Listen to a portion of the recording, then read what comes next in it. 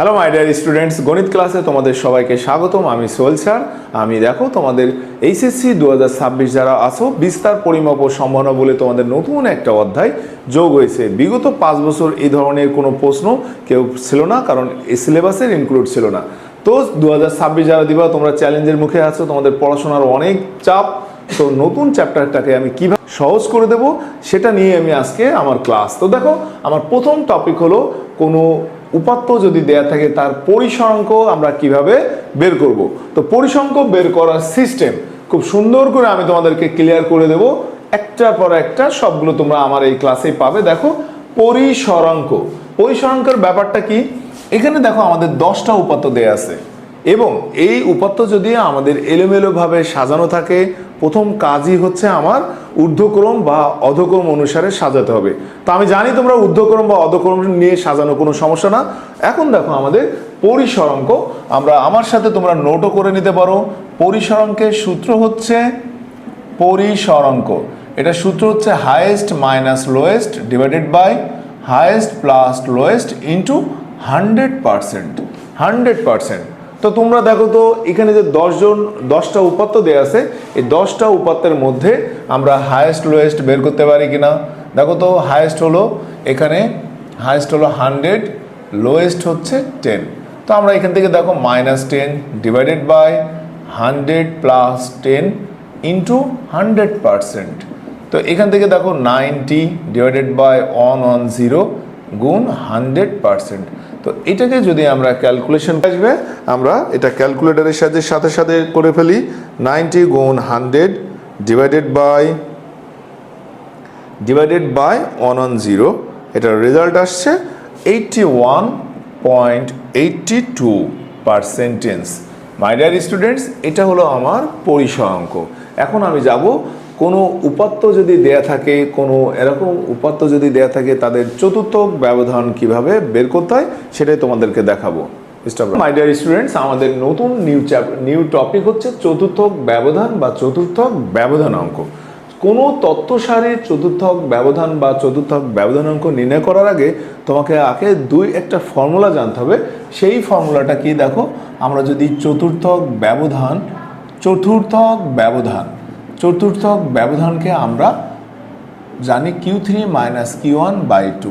তো এটা কেমন আমি যদি ছবিতে তোমাদেরকে দেখাই, দেখো আমি যদি AB একটা লাইন ধরলাম, এটাকে যদি 3 ভাগে ভাগ করি, দেখো Q1 Q2 Q3, Q1 Q2 Q3, এটাকে যদি আমরা ধরি তাহলে আমাদের এখানে আসে দেখো Q2 minus Q1 Q3 minus Q1, অর্থাৎ এখান থেকে আমাদের চতুর্থক ব্যবধান চলে আসে যেটা, সেটা হলো Q3 মাইনাস Q1। তো এটা কিভাবে আসে, আমরা এখানে দেখো এই তথ্যধারের মধ্যটা, এটাকে আমরা ধরি, এখান থেকে এইটা মাইনাস করি, এখান থেকে এইটা মাইনাস করি, ফলাফল আমাদের এটা আসে। তোমরা দেখে নাও কিভাবে আসছে, Q2 minus Q1 plus Q3 minus Q2 divided by, যেহেতু ভাগ 2। তোমরা এখান থেকে দেখো এটা রেজাল্ট কি আসছে, Q2 কাটা, তাহলে কি আসছে Q3 মাইনাস Q1/2। এটাই হলো আমাদের চতুর্থক ব্যবধান। এখন Q3 Q1টাকে কি বলা হয়, এখানে দেখো কোনো তথ্য সারির উপাত্তকে আমি 4 ভাগে ভাগ করছি। এটাকে বলা হয় প্রথম চতুর্থক, দ্বিতীয় চতুর্থক, তৃতীয় চতুর্থক। প্রথম চতুর্থককে Q1, দ্বিতীয়টাকে Q2, তৃতীয়টাকে Q3 দিয়ে প্রকাশ করতে হয়। অর্থাৎ চতুর্থক ব্যবধান বের করতে গেলে তোমার 2টা লাগবে, সেটা হলো তৃতীয় চতুর্থক আর প্রথম চতুর্থক। তৃতীয় চতুর্থক কেমন হবে, এই প্রথম চতুর্থক কেমন হবে, এটার জন্যই আমাদের কিছু নমুনা প্রশ্নে যেতে হবে। তো নমুনা প্রশ্ন আমি তোমাদেরকে দেখাবো। নমুনা প্রশ্নের মাধ্যমে আমরা কিভাবে চতুর্থক ব্যবধান বের করতে হয়, চতুর্থক ব্যবধানাঙ্ক বের করতে হয়, এটাই আমি তোমাদেরকে এখনই দেখাচ্ছি। তো আমাদের এখানে কাজ হলো চতুর্থক ব্যবধান, অর্থাৎ চতুর্থক ব্যবধান বের করতে গেলে, চতুর্থক ব্যবধান ও ব্যবধানাঙ্ক বের করতে গেলে আমাদের যে মূল যে ব্যাপার, আমাদের এখানে কিছু রুলস আছে। রুলস কি, 2টা জিনিস, একটা হলো শ্রেণীকৃত উপাত্ত আর একটা হলো অশ্রেণীকৃত উপাত্ত। তো মাই ডিয়ার স্টুডেন্টস, আমাদের এখানে আমরা যেটা করব, যে চতুর্থক ব্যবধান বের করতে গেলে আমাদের এখানে 2টা টপিক শিখতে হবে। সেই টপিকগুলো আমি তোমাদের এখানে নোট করে দিচ্ছি। যদি আমাদের উপাত্তটা অশ্রেণীকৃত হয়, অশ্রেণীকৃত মানে কি, যে 10 জন ব্যক্তির ইনকাম বা 10 জন ব্যক্তির নাম্বার, গণিতে প্রাপ্ত নাম্বার বা 10 জন ব্যক্তির বয়স এরকম যদি দেয়া থাকে এলোমেলোভাবে, এটাকে আমরা বলি অশ্রেণীকৃত উপাত্ত। এই অশ্রেণীকৃত উপাত্তের ক্ষেত্রে কিভাবে আমরা চতুর্থক ব্যবধান বের করব? অলরেডি আমরা চতুর্থক ব্যবধানের ফর্মুলা জানি কি। চতুর্থক ব্যবধানের ফর্মুলা আমি যদি নোট করে নিই, চতুর্থক ব্যবধানের ফর্মুলা হচ্ছে Q3 minus Q1 divided by 2। আর চতুর্থক ব্যবধানাঙ্কের ফর্মুলা হচ্ছে, এটাও আমি নোট করে নিই, দেখো চতুর্থক ব্যবধানাঙ্ক হচ্ছে, আমরা ফর্মুলা জানি Q3 minus Q1 divided by Q3 plus Q1 গুণ 100%।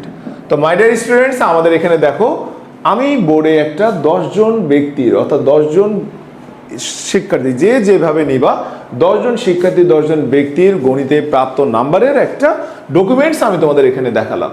তো দেখো এটা আমাদের কি কাজ, তার ক্ষেত্রে আমাদের কিছু রুলস আছে। অশ্রেণীকৃত উপাত্তের ক্ষেত্রে কিভাবে আমরা Q3 Q1 অর্থাৎ প্রথম চতুর্থক আর Q3 তৃতীয় চতুর্থক বের করব, তার এই ধারাবাহিকতা তোমাদেরকে আমি দেখাচ্ছি। নাম্বার 1 বলা হচ্ছে, এই যে এখানে 10 জন আছে, এই 10 জন যদি 12 জন দেয়, যদি 13 জন দেয়, অর্থাৎ জোড় বিজোড় এই নিয়ে আমাদের কিছু তথ্য আছে, সেই তথ্যটা আমরা এখানে নোট ডাউন করি। ফার্স্ট টাইম হচ্ছে বলছে, যদি পদ সংখ্যা n জোড় হয়, যদি n জোড় হয় এবং 4 দ্বারা বিভাজ্য না হয়, 4 দ্বারা বিভাজ্য না হয়, তাহলে উপাত্তগুলিকে দেখো তোমরা আমার সাথে মিলে নাও, উপাত্তগুলিকে সমান 2 ভাগে ভাগ করা হবে। উপাত্তগুলিকে সমান 2 ভাগে ভাগ করি।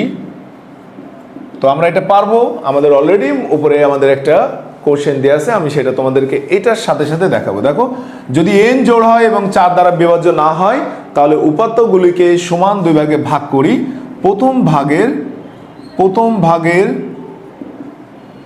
ভাগের মধ্যম সংখ্যাটি হচ্ছে Q1। আর তো দেখো আমাদের এখানে বলা হচ্ছে, যদি উপাত্তের সংখ্যা n জোড় হয় এবং 4 দ্বারা বিভাজ্য না হয়, তাহলে উপাত্তগুলোকে আমি সমান 2 ভাগে ভাগ করব। প্রথম ভাগের মধ্যম সংখ্যাটি হলো Q1 আর দ্বিতীয় ভাগের মধ্যম সংখ্যাটি হবে Q3। তো মাই ডিয়ার স্টুডেন্টস, আমরা একটু দেখি আমাদের ওইখানে যে প্রশ্নটা দেয়া আছে, এখানে 10 জন উপাত্ত দেয়া আছে, 10 জন ব্যক্তির উপাত্ত দেয়া আছে, তথ্য দেয়া আছে। তো তোমাদের এখানে কাজ হলো, এলোমেলো যদি থাকে অবশ্যই তোমাকে ঊর্ধ্বক্রম বা অধক্রম অনুসারে সাজাতে হবে। এখন দেখো আমি যদি এই 10টা উপাত্তকে সমান 2 ভাগে ভাগ করি, আমি যদি এই 10টা উপাত্ত দেখো, তো এখানে 1 2 3 4 5 6 7 8 9 10, তাহলে n এর মান কত? 10। 10 কি 4 দ্বারা বিভাজ্য যায় না? যদি না যায় তাহলে আমাদের কাজ কি? কাজ হচ্ছে এই উপাত্তগুলোকে সমান 2 ভাগে আমরা ভাগ করব। সমান 2 ভাগে যদি ভাগ করি, তো দেখো তো আমি যদি এখানে সমান 2 ভাগে ভাগ করি, প্রথমে 1 2 3 4 5, এই যে সমান 2 ভাগে ভাগ করলাম, এটা একটা ভাগ, এটা আর একটা ভাগ। এই ভাগের মধ্যম সংখ্যা কোনটা? দেখো তো 1 2 3 4 5, অর্থাৎ এই 30 হচ্ছে এখানকার মধ্যম সংখ্যা, আর দ্বিতীয় ভাগের মধ্যম সংখ্যা হচ্ছে 80। মধ্যম সংখ্যা কত স্যার? 80। তাহলে এ ধরনের অশ্রেণীকৃত উপাত্তের ক্ষেত্রে যদি এরকম n এর মান জোড় হয়, 4 দ্বারা বিভাজ্য না হয়, তাহলে তাদের চতুর্থক ব্যবধান বের করার শর্ত কি, বা চতুর্থক ব্যবধান আমরা কিভাবে বের করব? দেখো এখানে বলা হচ্ছে চতুর্থক ব্যবধান। আমরা অলরেডি আমাদের Q1 Q3 পেয়ে গেছি। Q3 হচ্ছে 80, Q1 হচ্ছে 30 ডিভাইডেড বাই, এটাকে আমরা বলবো চতুর্থক ব্যবধান। Q3 মাইনাস Q1 বাই 2, অর্থাৎ 80 থেকে 30 বাদ দিলে 50/2, এটার রেজাল্ট হলো 25। চতুর্থক ব্যবধানাঙ্ক কি? চতুর্থক ব্যবধানাঙ্ক দেখো অলরেডি সূত্র লিখে দিয়েছি, 80 মাইনাস 30 ডিভাইডেড বাই 80 প্লাস 30 গুণ 100%। তো এখান থেকে আমাদের কত আসে? 50 ডিভাইডেড বাই 110 গুণ 100%। তো এটা তোমরা ক্যালকুলেটরের মাধ্যমে যে রেজাল্টটা আসবে, দশমিকের ক্ষেত্রে ডেসিমেলে আমরা 2টা দিব। তো এটা দেখো আমাদের যদি n এর মান জোড় হয়, 4 দ্বারা বিভাজ্য না হয়, তাহলে কিভাবে আমরা চতুর্থক ব্যবধান আর চতুর্থক ব্যবধানাঙ্ক বের করব এই টপিকটা তোমাদেরকে আমি দেখালাম। এখন দেখাবো n যদি জোড় এবং 4 দ্বারা বিভাজ্য হয় সেক্ষেত্রে কেমন হবে। তো তোমরা স্টুডেন্টস তো দেখো, এখন যদি আমাদের অশ্রেণীকৃত উপাত্তের ক্ষেত্রে পদ সংখ্যা অর্থাৎ উপাত্তের সংখ্যা যদি জোড় হয় এবং সেটা যদি 4 দ্বারা বিভাজ্য হয়, কিভাবে আমরা Q1 Q3 বের করব। Q1 অর্থাৎ প্রথম চতুর্থক এবং প্রথম চতুর্থক তৃতীয় চতুর্থক বের করব, সেটার সূত্র আমি তোমাদেরকে লিখে দিচ্ছি। বলছে n যদি জোড় এবং 4 দ্বারা বিভাজ্য হয়, n যদি জোড় এবং 4 দ্বারা বিভাজ্য, n যদি জোড় এবং 4 দ্বারা বিভাজ্য হলে Q1টা কিভাবে আসবে। দেখো Q1 হচ্ছে n/4 ও n/4 প্লাস অনতম পদের এততম পদের মানের গড়, এততম পদের মানের গড়। তো এখানে আমরা এটা রেখে দিই। আর Q3 কি আসবে, দেখো Q3 আসবে 3n/4 ও 3n/4 প্লাস 1তম পদের মানের গড়। তো মাই ডিয়ার স্টুডেন্টস, এখানে দেখো পদের মানের গড়।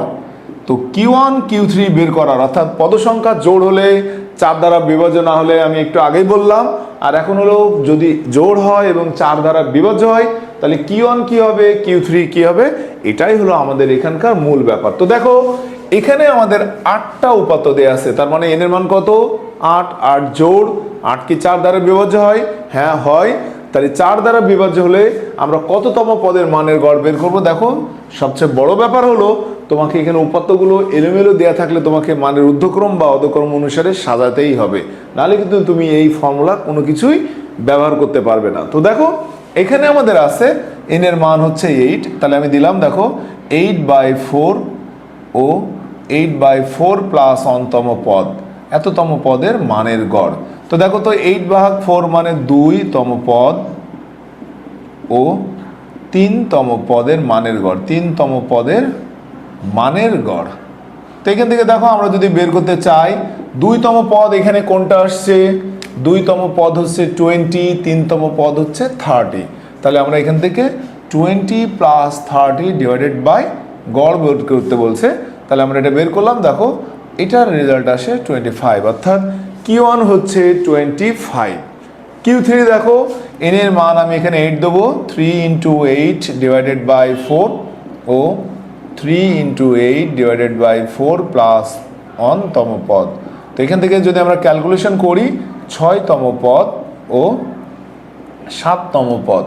তো দেখো তো আমাদের এই উপাত্তের ক্ষেত্রে 6তম পদ যদি যায় 1 2 3 4 5 6 60 আর 70, তাহলে 60 কত, 60 প্লাস 70 ডিভাইডেড বাই 2, 130 থেকে যদি আমরা 2 ভাগ করে দিই এটার রেজাল্ট হচ্ছে 65।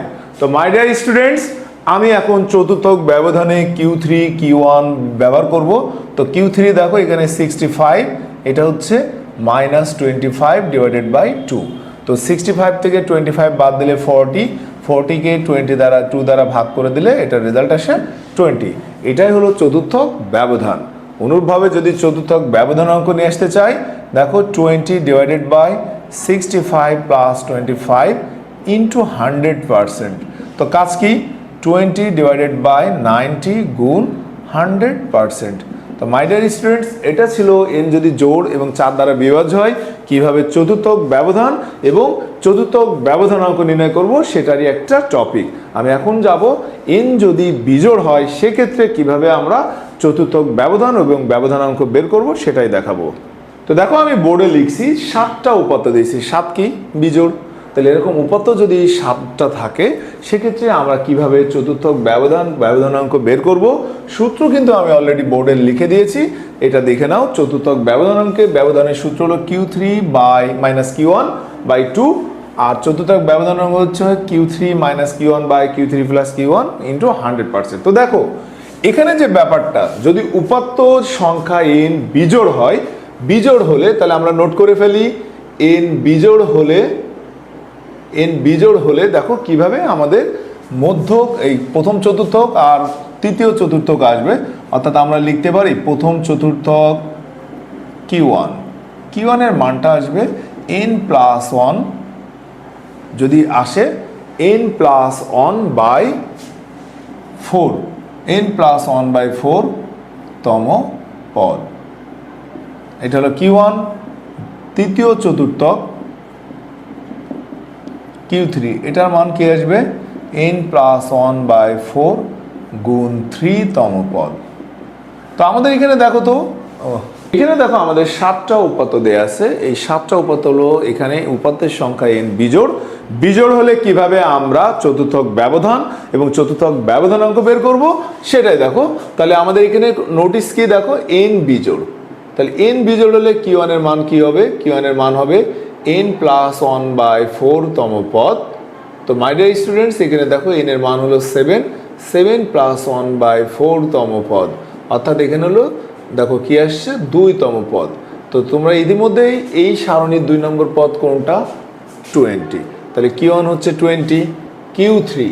Q3 যদি আসি, আমার সাথেই তোমরা সূত্রটা লিখে নাও, 3 × n প্লাস 1/4 তম পদ, এত তম পদ, অর্থাৎ 3 × 2 তম পদ, অর্থাৎ 6 তম পদ।